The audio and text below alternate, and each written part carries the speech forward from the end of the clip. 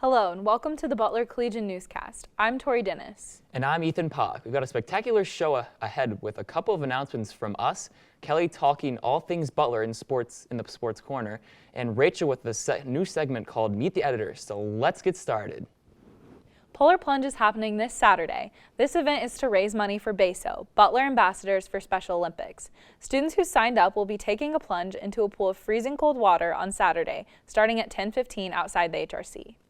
The Lambda Chi Alpha fraternity is officially opening up the doors to their brand new house on Hampton Drive for a special event. On Thursday, January 27th, Lambda Chi will host the Lambda Lollipop event from 5 to 7 p.m.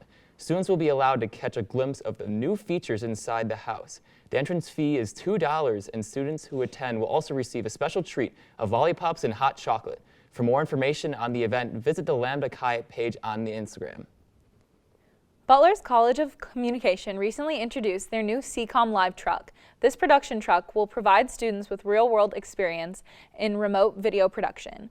It is equipped with live streaming abilities, cross-platform production, broadcast cameras, and an integrated intercom system. CCOM students will get the opportunity to explore several positions using the truck. Butler Bon Appetit is introducing a new Sustainable to Go program called Blue Go in the dining halls this semester. After partnering with the Butler Student Government Association and the Center for Urban Ecology, Butler Dining will now offer an updated, environmentally friendly to-go option.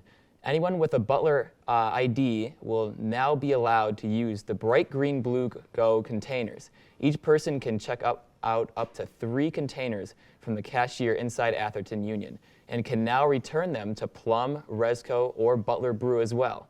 To learn more about the changes or frequently asked questions, check out the Butler Dining website online. That is all the news we have today. Now let's send it over to Kelly in the Sports Corner.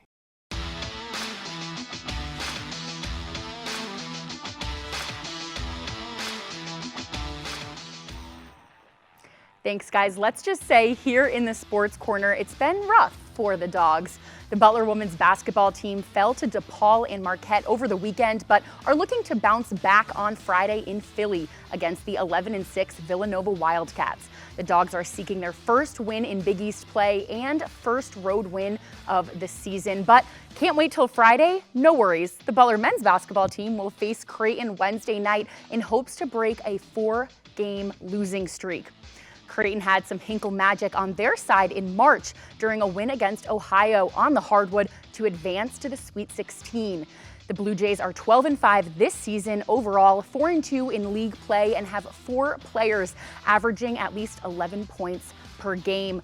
For the Butler Bulldogs, we're 9-10 overall, 2-6 in Big East play, and we're hoping to snap that 4-game losing streak against the Blue Jays with a complete roster. Yes, you heard that right. We have a complete roster. Every player scholarship is on the roster for the first time in 736 days. But despite the returns, game after game, fans continue to ask the question, will Butler look to make some changes after this season? And speaking of coaching changes, switching Butler teams, we have Butler football coaching update. New head coach Mike Uremovich added Alex Barr to his staff as a run game coordinator and offensive line coach. Barr was an offensive lineman at NC State and worked as a grad assistant there this past season.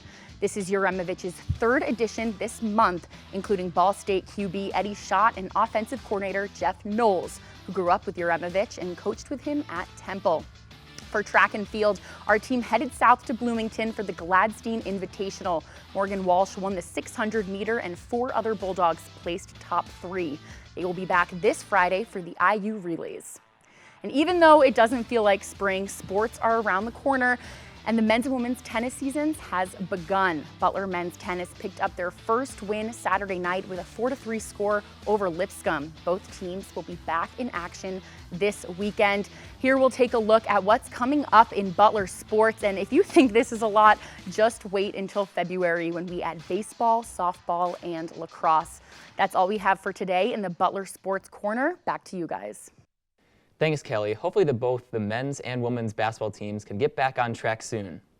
Multimedia reporter Rachel Christie sat down with assistant editor of the culture section for the Collegian, May Han, for our new segment, Meet the Editor.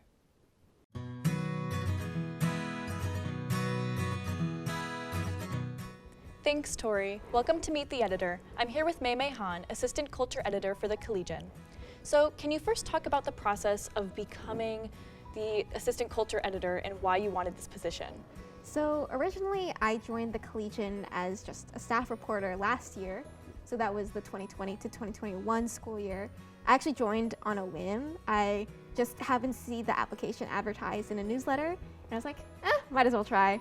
There's, the worst thing that could happen is they don't like me and no skin off my back. And then throughout the 2020 to 2021 school year, I really enjoyed writing for the Collegian. And then near the end of the school year, when editorial positions were opening up, at first I wasn't even actually considering joining the editorial board because it seemed like a lot of work.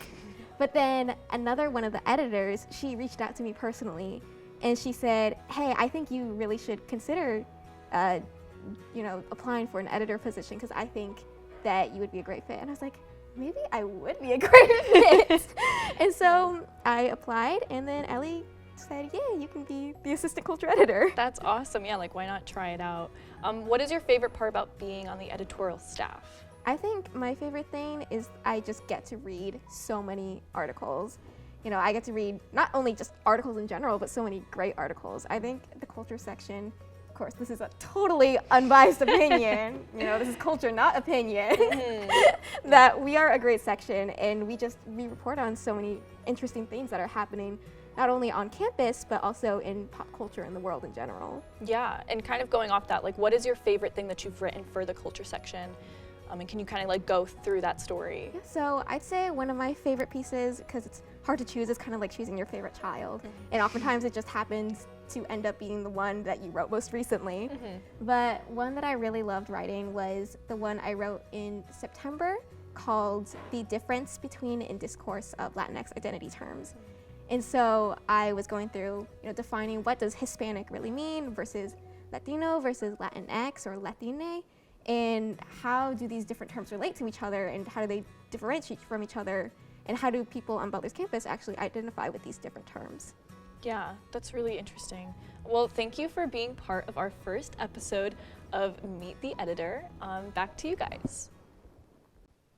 Thanks, Rachel. That's all we have for today's episode of the Butler Collegian Newscast. To stay up to date with all things news on Butler's campus, visit us online at thebutlercollegian.com or on Twitter at Butler Collegian. For the Butler Collegian, I'm Tori Dennis. And I'm Ethan Pollock. Have a great week, dogs.